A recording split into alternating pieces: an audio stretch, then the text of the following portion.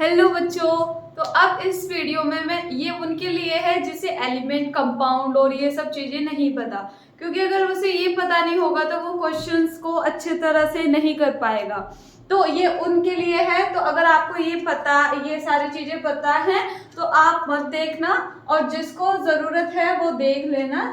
मैं इसमें हर चीज बताऊंगी, ठीक है। तो मैटर क्या होता है कि मैटर एनीथिंग विच हैज मास और ऑक्यूपाई स्पेस, जिसका कोई मास हो या कोई स्पेस ऑक्यूपाई करता हो, वो क्या होता है, हमारा मैटर होता है। अब एटम क्या होता है, पूरे ये यूनिवर्स की सबसे छोटी सी यूनिट क्या होती है, एटम होती है। तो smallest unit of matter is called atom. Okay, तो एलिमेंट क्या होता है, एलिमेंट होता है कि एलिमेंट एक प्योर सब्सटेंस होता है जो कि सेम काइंड के पार्टिकल से मिलकर बना है। ओके, तो एटम को हम कैसे डिफाइन करेंगे कि ये प्योर सब्सटेंस है और ये सेम काइंड के एटम से मिलकर बना होता है, जिसको हम ब्रेक डाउन नहीं कर सकते। तो आपको एलिमेंट समझ आ गया।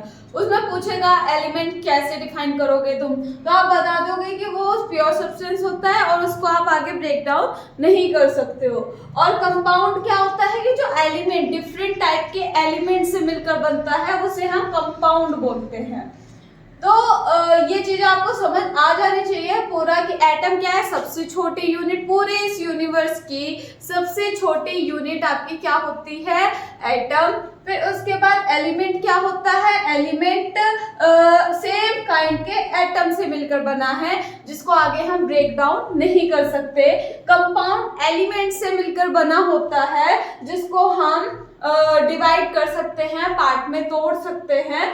अब देखो, जैसे कि एलिमेंट अगर ऐसे आया कि हमें लिखा हाइड्रोजन, तो ये एक एलिमेंट है ना, और लिखा HCl, देखो डिफरेंट एलिमेंट एक साथ है तो इसे बोलेंगे कंपाउंड। जब सेम आपको सेम ही एलिमेंट दिखे, मतलब कि सेम एक चीज दिखे, जैसे कि मैंने लिखा Cl2, तो ये एक क्या है, एलिमेंट है, और इसे मॉलिक्यूल भी बोलेंगे। अब देखो, ग्रुप ऑफ एटम को हम बोलते हैं मॉलिक्यूल, ग्रुप ऑफ एटम को हम क्या बोलेंगे, मॉलिक्यूल। क्या बोलेंगे, मॉलिक्यूल, ठीक है। तो हम इसे बोलेंगे ये एक एलिमेंट है और क्लोरीन का एक मॉलिक्यूल है, ठीक है। क्लोरीन क्या है, एक एटम है और ये मॉलिक्यूल है, कितने एटम का, 2 एटम का। जैसे मैं इसे बोलूं HCl क्या है, तो ये एक मॉलिक्यूल है, किसका, HCl का। तो ग्रुप ऑफ एटम को हम क्या बोलते हैं, मॉलिक्यूल। और आपसे अगर पूछे कि एलिमेंट कंपाउंड में डिफरेंशिएट करो, तो आप ऐसे कर दोगे।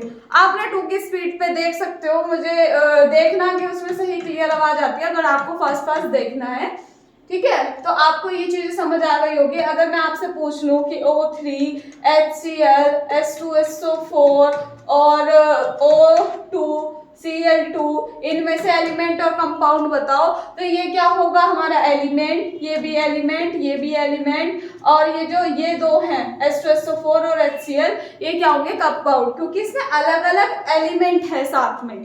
तो ठीक है, आप डिफरेंशिएट कर दोगे। अगर इसमें पूछा कि ये जो है एलिमेंट है, ऑक्सीजन है, लेकिन ये ओजोन है, क्योंकि इसमें ऑक्सीजन के 3 एटम हैं, मतलब ये मॉलिक्यूल है एक ऑक्सीजन का, जिसमें कि 3 एटम है ऑक्सीजन के, और ये एक मॉलिक्यूल होता है। ऐसे ही ऑक्सीजन एक मॉलिक्यूल है जिसमें 2 एटम हैं। इस बात को समझ रहे होंगे आप, एलिमेंट और कंपाउंड, एटम, मॉलिक्यूल में डिफरेंशिएट कर लोगे, ठीक है। अब कंपाउंड आपने पढ़ लिया कि वो 2 और मोर डिफरेंट एलिमेंट से मिलकर बना होता है। उसके बाद हम एलिमेंट पढ़ लिया कि सबसे छोटी यूनिट। अब उसकी स्ट्रक्चर देखते हैं। जब हमने उसकी स्ट्रक्चर देखी तो सबसे मिडिल में क्या होता है, न्यूक्लियस। क्या होता है सबसे मिडिल में, न्यूक्लियस। इस न्यूक्लियस के अंदर प्रोटॉन और न्यूट्रॉन रहते हैं, मतलब एटम के अंदर क्या क्या चीजें रहती है, इलेक्ट्रॉन, प्रोटॉन और न्यूट्रॉन। तो न्यूक्लियस के अंदर प्रोटॉन और न्यूट्रॉन रहते हैं, और बाहर की शेल जो होती है वो होती है KLMN, जैसे कि first floor, second floor, third floor होता है। इसी तरह एटम की भी शेल होती है, एक तरह से घर होते हैं या एक फ्लोर समझ लो कि पहले फ्लोर का नाम K है, दूसरे का L है, फिर M है, फिर N है। तो इसमें थोड़ा सा इसका जो शेल है कि उसमें कितने इलेक्ट्रॉन रह सकते हैं।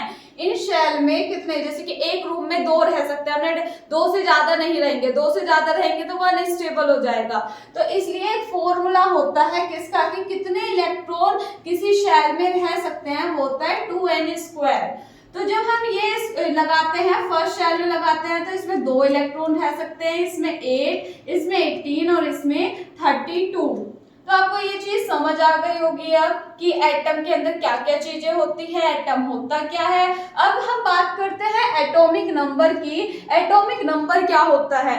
एटॉमिक नंबर जितने भी किसी एटम में इलेक्ट्रॉन होते हैं, जितने भी किसी एटम में इलेक्ट्रॉन होते हैं, उसी को हम क्या बोलते हैं, एटॉमिक नंबर। इसी तरह से फिर पूरी पीरियोडिक टेबल में 118 एलिमेंट को अरेंज किया गया है। ठीक है, आई होप ये आप समझ गए होंगे। और एटॉमिक मास क्या होता है कि नंबर ऑफ प्रोटॉन और नंबर ऑफ न्यूट्रॉन को जो ऐड करके आता है उसे हम बोलते हैं एटॉमिक मास, मतलब एटम का वजन। ओके, ये चीज आप समझ गए होंगे कि मैटर क्या है, सबसे मतलब जो ऑक्यूपाई करे स्पेस और जिसका मास हो उसे मैटर बोलते हैं। मैटर की सबसे छोटी यूनिट को हम एटम बोलते हैं। एटम के ग्रुप को मॉलिक्यूल बोलते हैं। एटम का कोई भी ग्रुप हो उसे हम मॉलिक्यूल बोलेंगे। एलिमेंट क्या होता है? प्योर सब्सटेंस होता है जो कि सेम काइंड के पार्टिकल से मिलकर बना होता है, और इसको हम ब्रेक डाउन नहीं कर सकते। एलिमेंट को कभी भी हम ब्रेक डाउन नहीं कर सकते। कंपाउंड क्या होता है? जो 2 और मोर एलिमेंट, डिफरेंट एलिमेंट से मिलकर बना होता है, उसे हम कंपाउंड बोलते हैं। एटॉमिक नंबर आपको समझ आ गया होगा, एटॉमिक मास समझ आ गया होगा। तो अब एलिमेंट और कंपाउंड में आप डिफरेंशिएट कर सकते हो। ओके,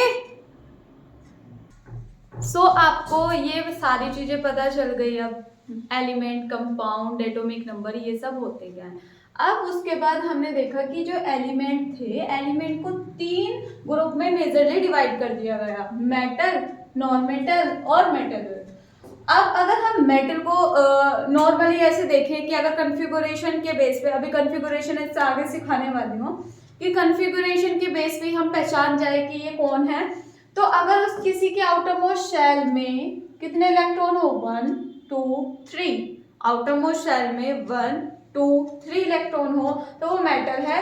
4 5 6 7 8 हो तो नॉन मेटल है। और ये जो मेटलॉइड होता है, ये क्या होता है? इनके अंदर ना मेटल की भी कैरेक्टरिस्टिक होती है, मेटल के भी गुण होते हैं और नॉन मेटल के भी गुण होते हैं। तो इसमें दोनों की कैरेक्टरिस्टिक होती है।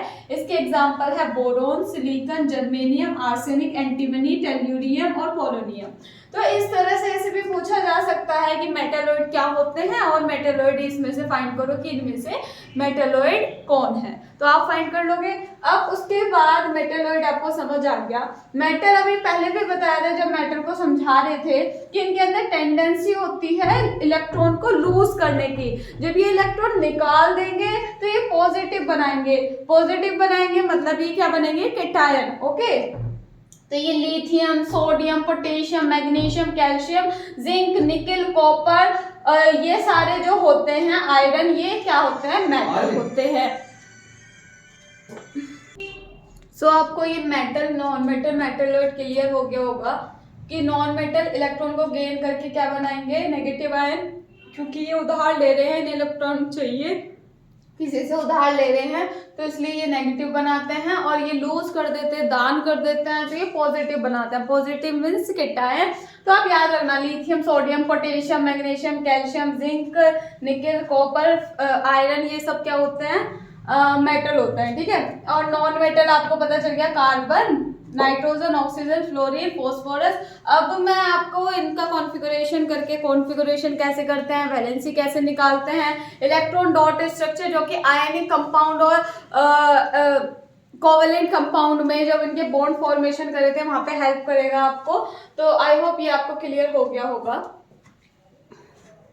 सो आपको अब 1 से 20 तक एटॉमिक नंबर याद होने चाहिए, 1 से 20 तक आपको याद होने चाहिए। Hydrogen, helium, lithium, beryllium, boron, carbon, nitrogen, oxygen, fluorine, neon, sodium, magnesium, aluminium. ये इस तरह से आपको पूरे 1 से 20 तक याद होने चाहिए। अभी कर लेना अगर किसी ने याद नहीं कर सकते तो। आपको पता है कि शेल में 2 रहेंगे, इसमें 8, फिर इसमें 8, 18, 32 इस तरह से इलेक्ट्रॉन रहते हैं। तो अब देखो इसका 1 एटॉमिक नंबर है तो 1 ही यहाँ पे आ जाएगा, इसका 2 है तो 2 यहाँ पर आ गया। अब क्योंकि पहली शेल में 2 भर सकते हैं तो इसमें 3 आ गया तो 2 यहाँ भर दिए और बाकी की नेक्स्ट शेल में भेज दो इलेक्ट्रॉन। इसी तरह से यहाँ 4 है तो यहाँ पे हमने 2 लिखा और फिर आगे के इसमें दूसरी शेल में भेज दिए, ऐसे ही 4 था। तो इस तरह से आप जितने भी इलेक्ट्रॉन, अब यहाँ तक 8 तक आने तक का वेट करेंगे। जब यहाँ 8 पूरे फिल हो जाएंगे तो अब यहाँ 9 नहीं कर सकते थे हम, 9 नहीं करेंगे क्योंकि यहाँ की कैपेसिटी क्या है, सिर्फ 8 फिल करने की, तो इसलिए एक इलेक्ट्रॉन गया है बाहर। तो इस तरह से अब हो गया 282, 283 और फिर चलता रहेगा जब तक कि यहाँ 8 नहीं हो जाते। और जब यहाँ 8 हो जाएंगे तो नेक्स्ट इलेक्ट्रॉन जो है वो दूसरी शेल में जंप करना स्टार्ट कर देगा। तो ये आप एक बार करके देखना, काफी इजी है, एक बार कॉपी में कर लेना अपनी। अब वैलेंसी क्या होती है? वैलेंसी वो होती है किसी भी एलिमेंट की टेंडेंसी जो जितने इलेक्ट्रॉन गेन करे या जितने लूज करे। मतलब ये सारे एलिमेंट क्या चाहते हैं कि अपना इनर्ट गैस, जो आपने अभी पहले वाले लेक्चर में पढ़ा था, इनर्ट गैस कॉन्फ़िगरेशन करना चाहते हैं। कॉन्फ़िगरेशन मतलब कि ये नोबल गैस, इनर्ट को नोबल गैस से ही बोल, नोबल गैस इनर्ट सेम है, ठीक है। तो नोबल गैस कॉन्फ़िगरेशन करना चाहते हैं, ये सारे एलिमेंट स्टेबल होना चाहते हैं। तो ये स्टेबल कैसे हो सकेगा? जब ये ड्यूप्लेट बना ले। हमने सुना था ना कि के शेल में अगर 2 इलेक्ट्रॉन आ जाएंगे और बाहर कोई इलेक्ट्रॉन ना हो तो वो स्टेबल हो जाएगा। तो इसको कितने इलेक्ट्रॉन चाहिए? 1, और इसको चाहिए 1 इलेक्ट्रॉन, तो इसकी वैलेंसी कितनी? 1। यहाँ पर क्या है? 2। तो ये स्टेबल है, स्टेबल है तो इसकी वैलेंसी कुछ होगी नहीं, तो इसकी वैलेंसी होती है 0। अब इसके आउटरमोस्ट शेल में कितने इलेक्ट्रॉन है? 1। मतलब ये अगर 1 निकाल देगा 2 रह जाएंगे तो स्टेबल हो जाएगा। बाकी इसमें क्या होगा? इसमें भी क्या करेगा? ये 2 इलेक्ट्रॉन को अपने को निकाल देगा और ये स्टेबल हो जाएगा। तो यहाँ वैलेंसी 2 और यहाँ पे ये 3 निकाल देगा तो इसकी वैलेंसी 3। यहाँ पर 4 है, ना तो कोई एलिमेंट 4 इलेक्ट्रॉन को निकाल सकता है ना ही 4 को गेन कर सकता है, ठीक है। कार्बन का है ये कॉन्फ़िगरेशन, ना तो कोई भी एलिमेंट 4 इलेक्ट्रॉन निकाल सकता है ना ही गेन कर सकता है, क्योंकि इतने 3 ही इलेक्ट्रॉन निकाले जा सकते हैं, ठीक है। अगर इससे ज्यादा निकालेंगे अनस्टेबल हो जाएगा वो, तो इसलिए 4 ना तो ले सकते हैं ना ही दे सकते हैं, इसलिए 4 की शेयरिंग होती है। क्या होती है? शेयरिंग, मतलब कोवेलेंट कंपाउंड फॉर्म करते हैं। लेकिन वैलेंसी क्या होगी इसकी भी? 4। अब यहाँ पे 5 है तो इसको 8 करने हैं। 8 करने के लिए कितने इलेक्ट्रॉन चाहिए? 3। यहाँ पे 6 है तो कितने इलेक्ट्रॉन चाहिए? 2। यहाँ पर 7 है, कितने इलेक्ट्रॉन चाहिए? 1। यहाँ पर 8 है, स्टेबल है तो मतलब वैलेंसी 0। यहाँ पर 1 निकाल देगा स्टेबल, यहाँ पे 2 निकाल देगा स्टेबल, 3 निकाल देगा स्टेबल, और फिर दोबारा से इसकी 4 वैलेंसी होगी। यहाँ पर 8 करने के लिए कितने इलेक्ट्रॉन चाहिए? 3। यहाँ पर 8 करने के लिए 2, यहाँ पर 8 करने के लिए 1। फिर से ये क्या हो गया? स्टेबल, तो 0 वैलेंसी। ये 1 निकाल देगा अगर तो स्टेबल, और 2 निकाल देगा तो तब भी स्टेबल। अब इस तरह से हमने समझ लिया कि वैलेंसी क्या होती है। जितना कोई भी एलिमेंट इलेक्ट्रॉन को गेन करता है या इलेक्ट्रॉन को लूज करता है, किसके लिए? इनर्ट गैस कॉन्फ़िगरेशन, मतलब कि ऑक्टेट या फिर ड्यूप्लेट करने के लिए जितने वो इलेक्ट्रॉन निकालता है या जितने गेन करता है वो ही उसकी वैलेंसी होती है। या दूसरा मेथड क्या होता है कि अगर देखो लास्ट शेल में 1, 2, 3 हो तो वो ही उसकी वैलेंसी होती है, और वरना 4 से ज्यादा हो तो 8 में से माइनस कर देना। जैसे यहाँ पे 4 था तो 4 माइनस करोगे तो 4 आएगा। यहाँ पे 8 में से 5 गए तो कितना आएगा? 3। तो अगर आपको इस तरह से समझ नहीं आ रहा तो 8 में से माइनस कर लेना 1, 2, 3 के बाद। 3 अगर आपको आउटरमोस्ट शेल में 3 इलेक्ट्रॉन दिख रहा है उसके बाद आप क्या कर देना? 8 में से माइनस कर देना। किसको? इनके जो आउटरमोस्ट शेल में जो इलेक्ट्रॉन है। अब बात करते हैं इलेक्ट्रॉन डॉट रिप्रेजेंटेशन की। जो भी वैलेंस शेल मतलब आउटरमोस्ट शेल, इसके लिए वैलेंस शेल ये है, इसके लिए ये है, इसके लिए ये, इसके लिए ये, इसके लिए ये। तो जो बाहर इसके लिए ये होगी, इसके लिए ये है, और इसके लिए जो बाहर वाली शेल होती है उसको आउटर मोस्ट शेल या फिर वैलेंस शेल बोलते हैं।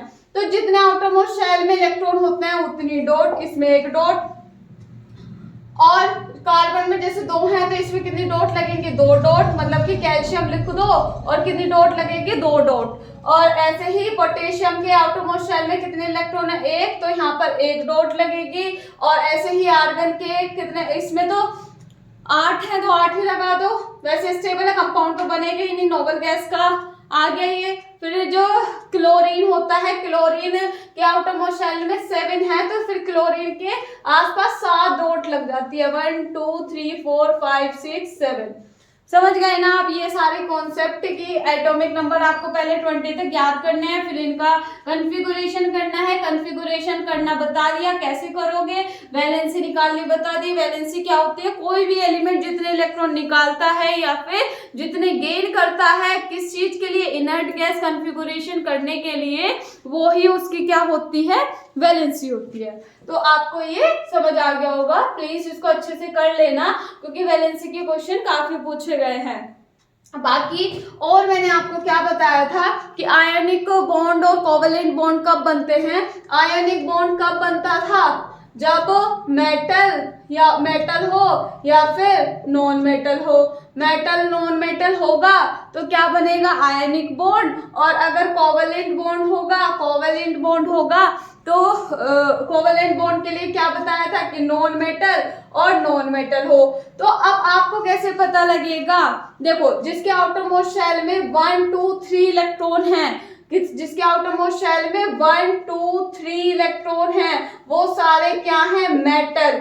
और जिसमें आगे के हैं 3 4 5 6 7 वो क्या है, नॉन मेटल। अब थोड़ी सी चीजें बात याद रखनी है, हाइड्रोजन में आउटर मोस्ट शेल में 1 है, अब इसे मेटल मत समझ लेना, ये नॉन मेटल है।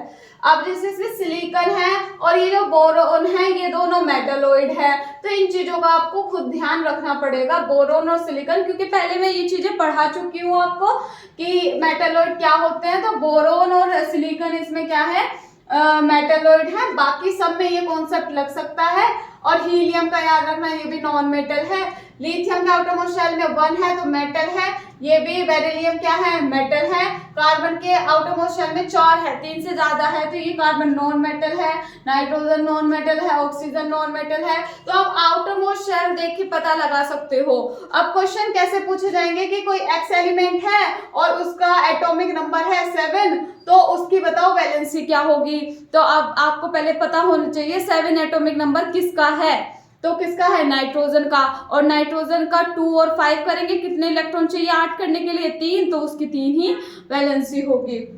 तो इस तरह ये क्वेश्चन पूछे जाएंगे, या आपसे ऐसे बोल देगा कि x का कॉन्फ़िगरेशन है क्या 2 8 2 और y का कॉन्फ़िगरेशन है क्या 2 8 7, तो इसमें कौन सा बॉन्ड बनेगा। तो इसका देखो अब इन्हें काउंट कर लेना, ये हो गया 12 का मतलब है ये क्या हो गया, मैग्नीशियम, ये मैग्नीशियम हो गया। सॉरी दिख नहीं रहा होगा आपको, यहाँ पे देखते हैं कि जैसे कि मैंने बोला x का एटॉमिक नंबर है कितना 12 और y का कितना हो गया 17। तो उसने पूछा कि इन दोनों के बीच में बॉन्ड कैसा बनेगा। तो इसका कॉन्फ़िगरेशन करोगे क्या आएगा 2 8 2 और इसका कॉन्फ़िगरेशन करोगे तो 2 8 7 आएगा। अब इससे पता चल गया आपको ये कौन है, मेटल है, क्योंकि आउटर मोस्ट शेल में 2 इलेक्ट्रॉन है और जो इलेक्ट्रॉन को लूज करते हैं मेटल होते हैं। इसमें 7 है तो ये इलेक्ट्रॉन चाहिए इसे, तो ये हो गया मेटल, ये हो गया नॉन मेटल। तो इन दोनों के बीच में कौन सा बॉन्ड बनेगा, आयोनिक बॉन्ड। समझ गए मेरी बात। ऐसे बोला x कोई एलिमेंट है उसका एटॉमिक नंबर 6 है और y कोई एलिमेंट है जिसका एटॉमिक नंबर कितना है 17। तो इसका बताओ कि इसमें कौन सा बॉन्ड बनेगा। x से पता चल गया होगा आपको ये कार्बन है और y से पता लग गया होगा ये क्लोरीन है। और अगर आपको पहचानना है कि मेटल है या नॉन मेटल, कॉन्फ़िगरेशन करो, क्या आएगा यहाँ 2 और 4 आ गया, 3 से ज्यादा है तो मतलब ये क्या हो गया नॉन मेटल। इसका करोगे 2 8 7 तो ये भी क्या है नॉन मेटल, क्योंकि 3 से ज्यादा है आउटर मोस्ट शेल में इलेक्ट्रॉन। तो नॉन मेटल के बीच में कैसा बॉन्ड बनता है, कोवेलेंट। तो ये चीजें इस चीज के लिए इंपॉर्टेंट थी।